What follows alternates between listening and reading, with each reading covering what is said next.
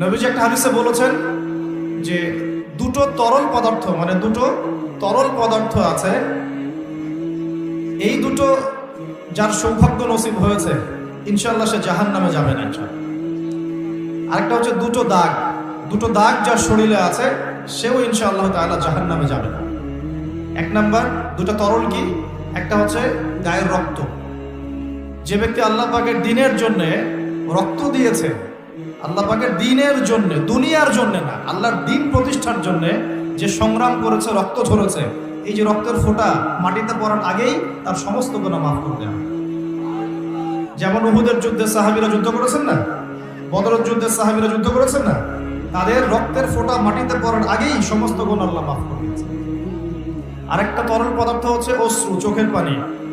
এই চোখের পানি যে ব্যক্তি আল্লাহকে স্মরণ করে গোপনে, নীরবে, নিভৃতে আল্লাহকে স্মরণ করে কান্নাকাটি